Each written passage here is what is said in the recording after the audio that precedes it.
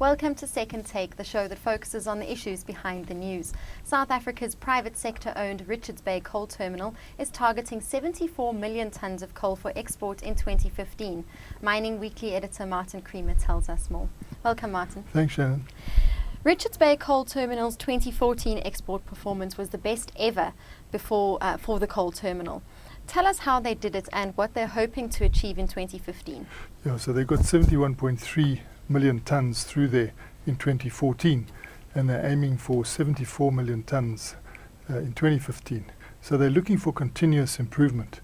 And they had a setback, quite a serious setback this year, but they still achieved their target. In fact, they worked very efficiently in December to hit that target. And when I was down there, what impressed me was the way in which the public sector and the private sector are working together.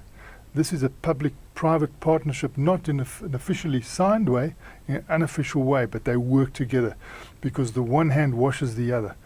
The state is responsible for the rail transport, and there was a time when that was a bit wanting, but it's certainly not anymore, because if you look at statistics, you'll see that rail brought in marginally more than was exported. So exported was 71.3 million tonnes, but rail had more than 72 million tonnes ready. So they can no longer be accused of not, supplying actually slightly more and keeping South Africa Inc. very much in the spotlight. So it's an interesting setup there, because you've got the state bringing in the coal, and these wagons are really impressive. They're very large jumbo wagons, and they're 200 wagon trains. And as you're approaching the terminal and you're driving, you think, well, when am I going to pass this train? You just don't pass the train because they're like 200 wagons, and then as it comes into the terminal, they split into 100 wagon division, and then they go through 5 loaders at a time. So it's a very efficient setup there. It's really every movement is controlled from a very tall tower, which they took us up into, and just to make sure that this always takes place and cannot be interrupted. There are 2 control towers, so if the one gives in, you go to the other one. If the one needs maintenance, you go to the other one. So it's belt and braces all over the place to make sure that they can get this coal out, and we know how important that is for our balance of payments. And a couple of years ago, it was coal that brought in more foreign exchange than any other commodity. So you've got the state rail bringing it to the private sector terminal, both of them fully integrated, in fact with sharing personnel to make sure that everything is really done smoothly. And then after it passes from the state to the private sector, it passes back to the state, because the state controls the port. I was looking out from the big control tower, and you just see these major big stockpiles of coal, but they move. You can see them being moved and loaded, and you can see the ships waiting for the loading situation, but not an excessive number. So it's an efficient port. You don't have large numbers of ships waiting outside. And there is grading as well. So the control also takes into account the different varieties of coal. And if you've got an A-grade coal and someone tries to put it on a B-grade stockpile, the system won't allow it. It's totally automated. It's very fascinating to watch it from the tower. Are there any plans for expansion at the port? There was a lot of talk of expansion, because at one stage the state-owned rail said, you are not allowing enough junior coal miners here.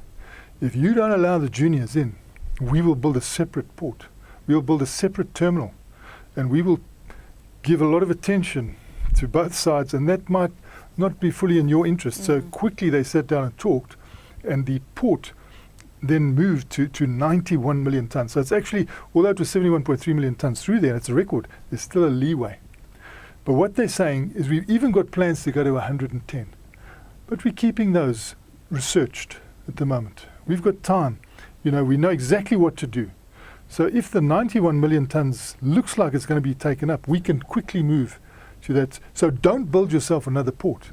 That'll be really wasting money, and you won't have the efficiency of this terminal, which, to the credit of the private sector, is really, I think it could be benchmarked against the world. You keep on saying, who are you benchmarking yourselves against? And you realize that a lot of the world is benchmarking themselves against Richards Bay Coal Terminal. So it is highly recognized when they bring people out there. You know, they say, this is not our impression of Africa. We didn't expect to see this. Eskom, as we know, is not able to supply enough electricity to South Africa Yes. because of, well, for aging infrastructure and delayed maintenance on the towers. What impact is this having on RBCT? Well, there was a major impact last year, but Eskom couldn't be blamed. You see, I've said there's belt and braces everywhere. They don't take any chances. So they've always had two massive power lines coming in there.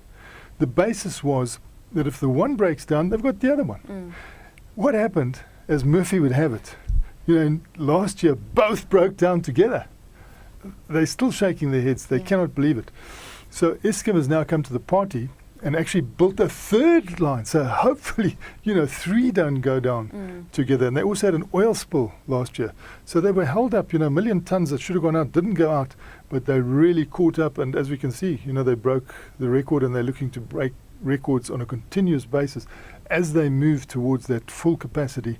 And you see when the media interview, you know, the hierarchy, and this is a black-led enterprise, very well. It reflects the demographics of South Africa, this management team.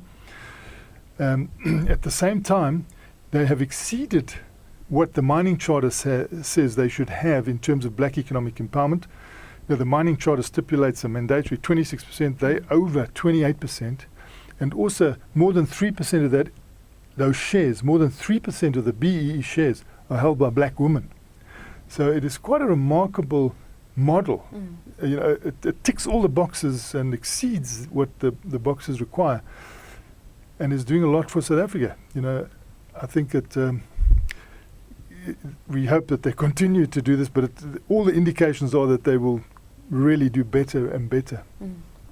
Now, commodity prices are the lowest they've been in decades. Will this affect RBCT's goals for 2015? Well, that was a question on the lips of the journalists. Even though, you know, coal is battling to break through the $70 a ton, and we haven't seen it this low for a long time, they're saying that the commitments, as we see it, you know, of people wanting to take up rail, people wanting to take up port capacity, indicate to us now, as we project it, that we are going to hit 74 million tons, and we're willing to say that we don't miss our targets. So it looks like the price is not going to affect the situation. Well, I'm glad there's some good news. Yeah. Thank you very much, Martin. It's a great pleasure, Shannon. That's it for today. Join us again next week for more news analysis on South Africa's mining industry.